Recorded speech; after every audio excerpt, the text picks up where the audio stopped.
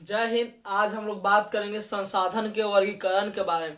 पिछले वीडियो में हमने बात किया था संसाधन के विभिन्न वर्गीकरण के बारे में। आज हम लोग उसका विश्लेषण देखेंगे कि संसाधन को कैसे कैसे हम लोग परिभाषित करते हैं। पहला हम लोगों ने देखा था उत्पत्ति के आधार पर संसाधन दो प्रकार के होते हैं। इसमें पहला था जैविक और दूसरा था अजैविक। तीसरा था समयता के आधार पर संसाधन दो भागों में बांटा गया। पहला था नवीकरणीय, दूसरा अनवीकरणीय। स्वामित्व के आधार पर संसाधन को चार भागों में बांटा गया था: व्यक्तिगत, सामुदायिक, राष्ट्रीय, अंतरराष्ट्रीय। विकास के आधार पर संसाधन को चार भागों में बांटा गया था: संभावी, भंडारण, संचित, संचित। आज हम लोग देखते हैं कि हम लोग जैविक संसाधन किसको कहते हैं। क्या हम लोग जैविक संसाधन किसको कहते हैं? हम लोग देखें उत्पत्ति के आधार पर संसाधन का विभाजन। उत्पत्ति के आधार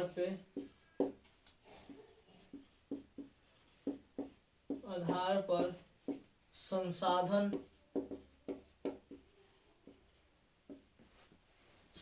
उत्पत्ति के आधार पर संसाधन। उत्पत्ति के आधार पर कितना संसाधन है? पहला है जैविक।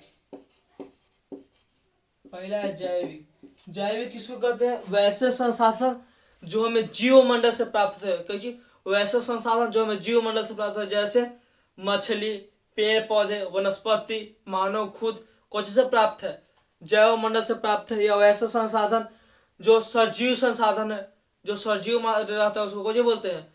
उसको बोलते हैं जैविक संसाधन। कैसे उसको डिफाइन कर सकते हैं? वैसे संसाधन जिसकी आपूर्ति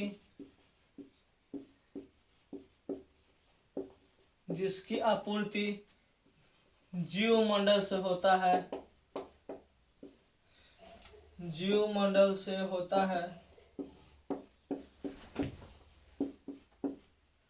उसे जैविक संसाधन कहते हैं।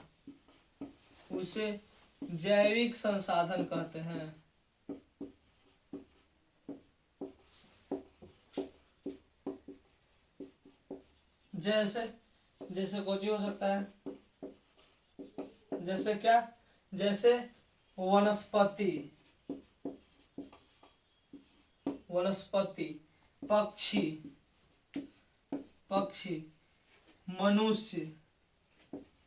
मनुष्य खुद क्या है? मनुष्य जीवमंडल से प्राप्त है। इसके अंतर्गत एक पॉइंट और लिखते हैं जी, इसके अंतर्गत सभी सजीव वस्तु आते हैं। इसके अंतर्गत सभी सजीव वस्तु आते हैं।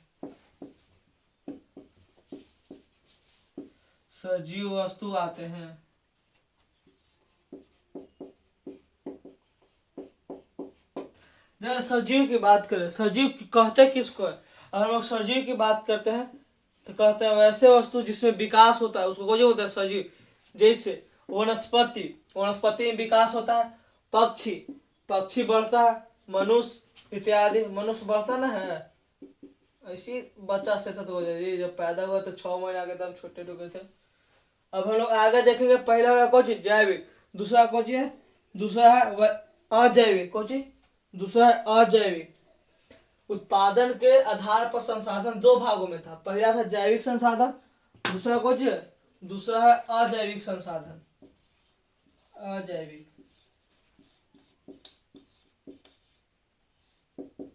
कहो इसको लिखते हैं जैव और इसको लिखते हैं अजैव। जैविक संसाधन किसको कहते हैं? वैसे वातावरण में उपलब्ध वैसे संसाधन जिसकी आपूर्ति निर्जीव चीजों से होती है। जैसे में चट्टान, खनिज, वातावरण या पर्यावरण में उपलब्ध। पर्यावरण या वातावरण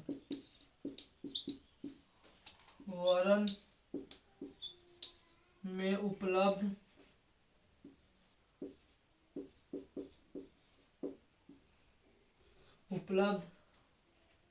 निर्जीव संसाधन को,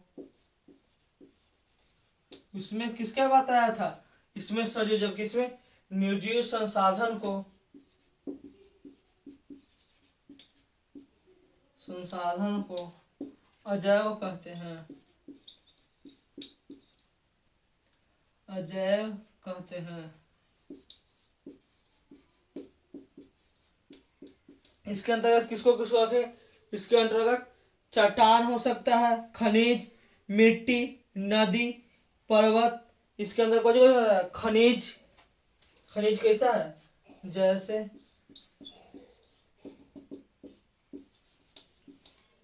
खनिज, मिट्टी, नदी, नदी या नदियां इत्यादि, बहुत सारा चीज है इसके अंदर। अगर निर्जीव की बात करते हैं तो बहुत सारा चीज है निर्जीव। हम लोगों ने पहला देखा किसके आधार पर?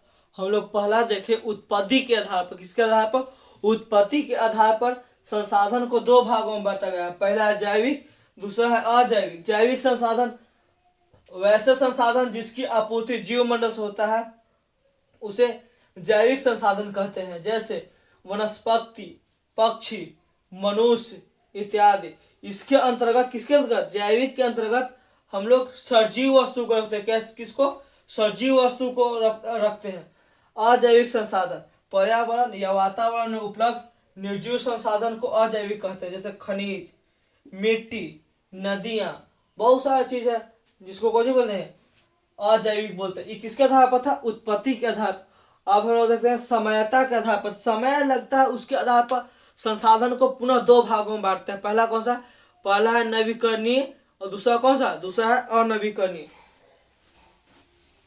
हम लोग बांटते हैं आगे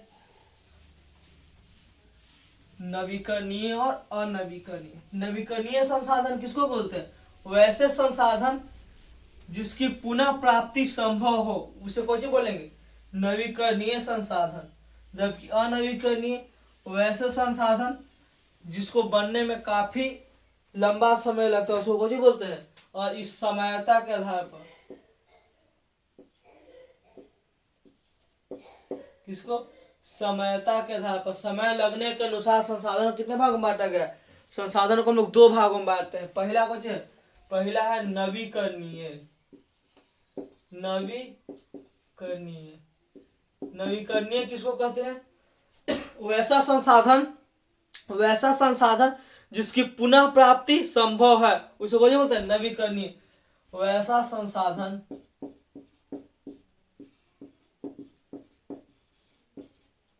जिसकी पुनः प्राप्ति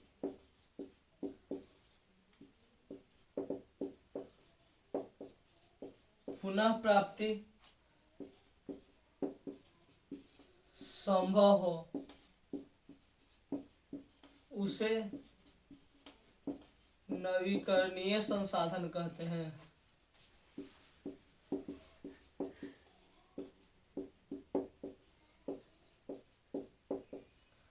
उसे नवीकरणीय संसाधन कहते हैं। जैसे इसमें जैसे की बात करें तो जैसे सौर ऊर्जा। कौन सा ऊर्जा? सौर ऊर्जा, जरूर तक सूरज रहेगा इस ऊर्जा का प्राप्ति कर सकते हैं। पवन ऊर्जा, कौन सा ऊर्जा? पवन ऊर्जा, जरूर तक हवा चलेगा इस ऊर्जा का प्राप्ति हो सकता है। ज्वारीय ऊर्जा, कौन सा? ज्वारीय ऊर्जा, ज्वारीय ऊर्जा, ये सब कैसा ऊर्जा है? ये सब कैसा? ये सब नवीकरणीय है। ऐसे तो ना कि सौर ऊर्जा खत्म हो जाए, जरूर तक सूरज रहेगा तब तक सौर ऊर्जा की प्राप्ति होगा। इसी को हम लोग सतत कहते हैं, सतत या प्रवाह संसाधन। किसको? नवीकरणीय संसाधन को एक और नाम से जानते हैं, इसको कहीं कहीं पे किताब में लिखता है सतत। कौन सी? सतत या प्रवाह, सतत या प्रवाह लिखता है कहीं कहीं। अब हम लोग आगे देखेंगे अनवीकरणीय संसाधन। अनवीकरणीय संसाधन किसको कहते हैं इस पे बात करते हैं।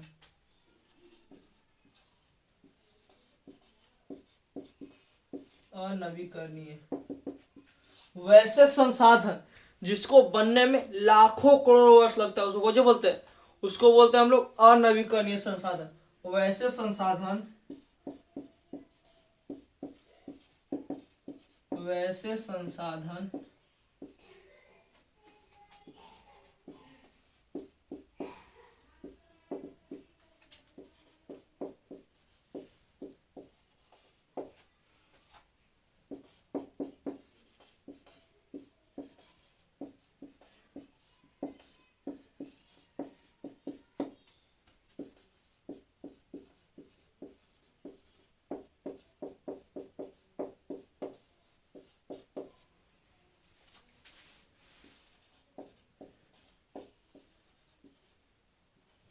उसे अनवीकरणीय संसाधन कहते हैं।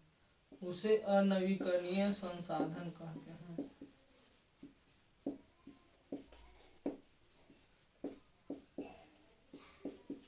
जैसे, और इसमें जैसे की बात करें तो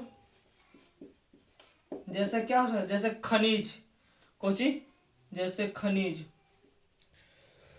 या जीवाश्म ईंधन। कौन सा ईंधन? जीवाश्म ईंधन। जीवाश्म ईंधन। जीवाश्म ईंधन किसको कहते हैं?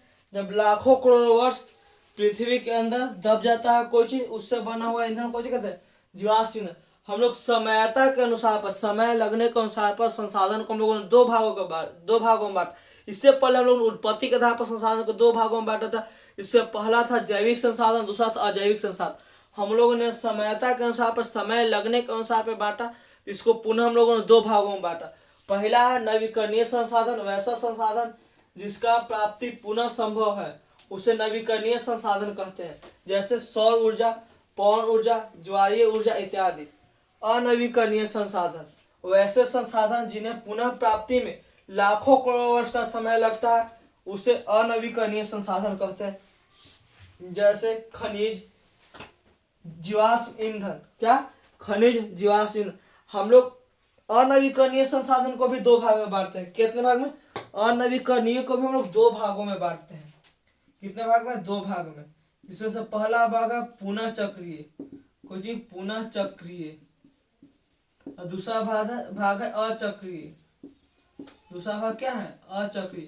पुनः चक्रीय में क्या आता है? पुनः चक्रीय में आता है खनिज। अचक्रीय में क्या आता है? अचक्रीय में आता है जीवाश्म ईंधन। कौन सा? जीवाश्म ईंधन। जीवाश्म ईंधन पहला। पुनः चक्रीय में कौन जाता है? सब जितना खनिज है, खनिज में मुख्य रूप से धातु, धातु जितना है कौन जाता है? पुनः चक्रीय में। जीवाश्म ईंधन अचक्रीय में। अगर जीवाश्म ईंधन एक बार खत्म होता है तो दोबारा हम लोग नहीं प्राप्त कर सकते। इसको प्राप्त करने में लाखों करोड़ वर्ष। जीवाश्म ईंधन का निर्माण कैसे होगा? जब लाखों करोड़ वर्ष पहले पृथ्वी के भूगर्भीय हलचल का पेड़ पौधे तथा भारी जीव जंतु जमीन के अंदर दब गए होंगे, तथा उस पर लगातार मिट्टी के परत, अत्यधिक तापमान और अधिक प्रेशर के कारण यह धीरे धीरे इसके बॉडी गलना चालू हुआ होगा, और उससे कोयला, जीवाश्म ईंधन, पेट्रोलियम, नेचुरल गैस बने होंगे। उसको बनने में लाखों करोड़ वर्ष लगता है। अब हम लोग देखते हैं स्वामित्व के आधार पर। किसके आधार पर? स्वामित्व के आधार पर। स्वामित्व के आधार पर संसाधन को पुनः हम लोगों ने चार भागों में बांटा है। पहला है सामुदायिक या निजी। पहला निजी, सामुदायिक, राष्ट्रीय और अंतरराष्ट्रीय। जिसमें हम लोग पहला पे बात करते हैं। किसपे? पहला है निजी या व्यक्तिगत। किसके आधार पर देखते हैं हम लोग? स्वामित्व के आधार पर। स्वामित्व मतलब कुछ होता है मालिकाना हक के आधार पर संसाधन को चार भागों में बांटा गया है। इसका पहला है व्यक्तिगत संसाधन। कौन? व्यक्तिगत संसाधन। दूसरा है सामुदायिक संसाधन।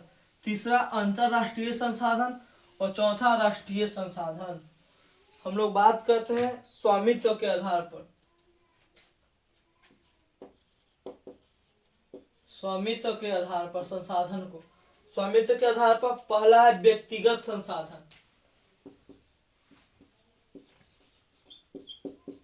व्यक्तिगत संसाधन। व्यक्तिगत संसाधन किसको कहते हैं? वो ऐसे संसाधन जिस पर किसी खास व्यक्ति विशेष का अधिकार रहता है। किसको? वैसे संसाधन,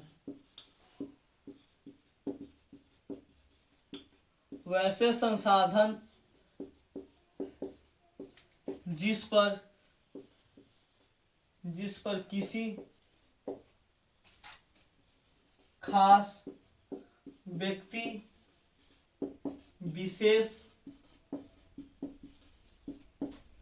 विशेष का अधिकार हो।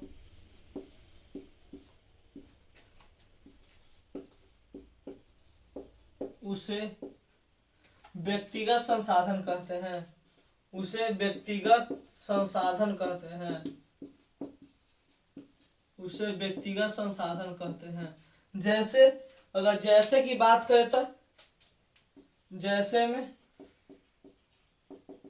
में किसी का मकान, जैसे, और आगे देखो तो motorcycle, motorcycle, mobile phone, mobile phone इत्यादि। यह सब क्या है? यह सब व्यक्तिगत संसाधन। मोबाइल, मोबाइल भी एक प्रकार का संसाधन है। कैसे? सबसे ज्यादा आजकल यही मानवीय आवश्यकताओं को पूर्ति करता है। मोबाइल है तो भोजन मिले चाहे न मिले, लड़कन का काम चलित रहता है, वो काम में कोई दो मत नहीं है। लड़कन के बस कुछ नहीं चाहिए, मोबाइल में बैटरी फुल चाहिए, 1.5 GB नेट, बस एगो रूम चाहिए, ओका बाद जिंदगी से मतलब ना। दूसरा को जे दूसरा सामुदायिक संसाधन। सामुदायिक संसाधन, सामुदायिक संसाधन किसको कहते हैं? वैसे संसाधन। सामुदायिक संसाधन किसको कहते हैं? वैसे संसाधन जिस पर किसी समुदाय विशेष का अधिकार हो, जैसे चारागाह, क्रिकेट के मैदान। लेकिन आजकल कुल आदमी क्रिकेट के मैदान के पीछे पड़ा है, सब जोत के खेत बनाई चले थे, तो कहाँ से लेकिन खेलेगा? तो कह रहा है कि खेल लेकिन के विकास नहीं हो रहा है खेल के क्षेत्र, सब तो आदमी हथियार के चक्कर में पड़ गया जमीन जी। सामुदायिक संसाधन किसको कहते हैं? वैसे संसाधन,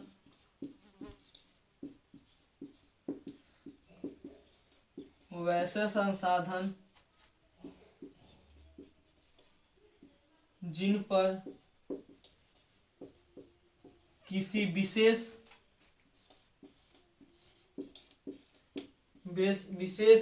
समाज या समुदाय का अधिकार हो,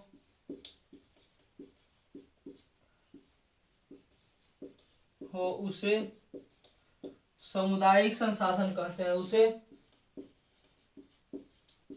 उसे सामुदायिक संसाधन कहते हैं। सामुदायिक संसाधन कहते हैं, उसे सामुदायिक संसाधन कहते हैं। जैसे जैसे क्रिकेट मैदान,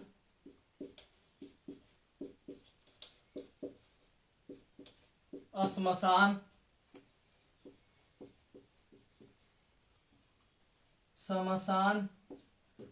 चारागाह, क्या? चारागाह इत्यादि। हम लोगों ने बात किया किसके बारे में? हम लोग बात किए स्वामित्व के आधार पर संसाधन का वर्गीकरण। स्वामित्व के आधार पर संसाधन को कितने भागों में बांटते हैं? स्वामित्व के आधार पर संसाधन को 4 भागों में बांटते हैं। देखा पहला हम लोग देखे व्यक्तिगत संसाधन, वैसे संसाधन जिस पर किसी खास व्यक्ति विशेष का अधिकार हो, उसे व्यक्तिगत संसाधन कहते हैं। जैसे मकान, मोटरसाइकिल, मोबाइल फोन इत्यादि। उसके बाद हमने देखा सामुदायिक संसाधन, वैसे संसाधन जिन पर किसी विशेष समाज या समुदाय का अधिकार हो, उसे सामुदायिक संसाधन कहते हैं। जैसे क्रिकेट का मैदान, श्मशान, चारागाह इत्यादि। अब हम लोग आगे इसमें देखेंगे, इसमें 4 होता है। तीसरा है राष्ट्रीय संसाधन। तीसरा कौन सा है? तीसरा है राष्ट्रीय संसाधन। तीसरा है राष्ट्रीय संसाधन और चौथा अंतरराष्ट्रीय संसाधन।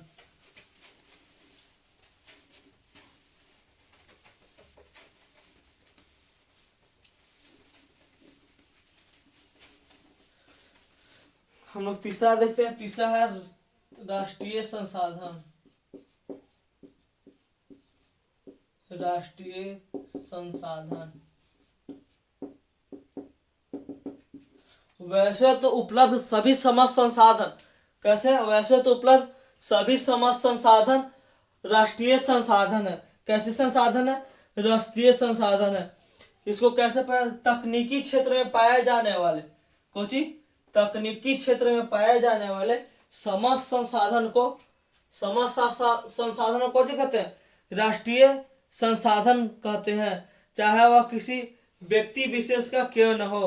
तकनीकी तौर पर देश में पाए जाने वाले सारे संसाधन को राष्ट्रीय संसाधन कहते हैं। तकनीकी तौर पर राष्ट्रीय संसाधन किसी राष्ट्र विशेष किसी राष्ट्र विशेष में पाए जाने वाले समस्त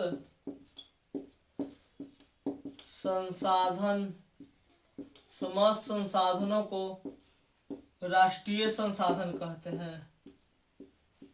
राष्ट्रीय संसाधन कहते हैं। किसी राष्ट्र विशेष में पाए जाने वाले समस्त संसाधन को राष्ट्रीय संसाधन कहते हैं। जैसे सड़क,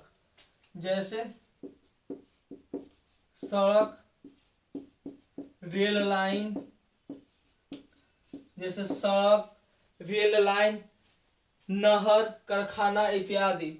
सड़क, रेल लाइन, नहर, कारखाना इत्यादि।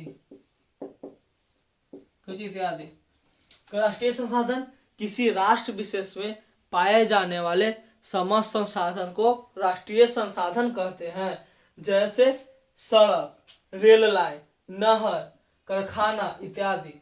कोई बनाए प्राइवेट कंपनी रेलवे लाइन, कुल पैसा घूम जाएगा पटरिया बनाए में, कुछ कुल पैसा पटरिया बनाए में खत्म, लेकिन यह कैसा संसाधन है? यह है राष्ट्रीय संसाधन। जबकि सागर तट से, किससे? सागर तटों से कितना? 12 समुद्री मील। समुद्री मील को कौन बोलते हैं? नॉटिकल मील। नॉटिकल मील। कितना?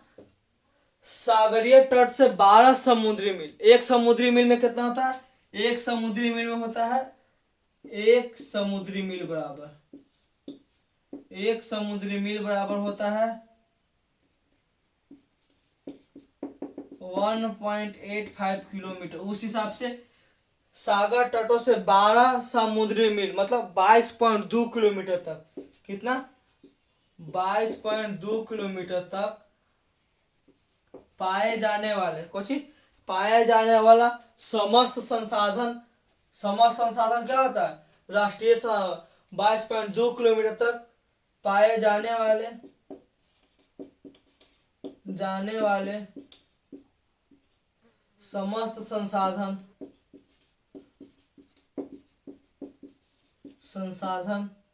राष्ट्रीय संसाधन होते हैं।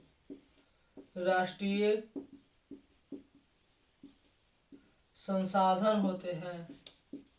कैसे संसाधन होते हैं? राष्ट्रीय संसाधन होते हैं। कौन सी कहता है राष्ट्रीय संसाधन?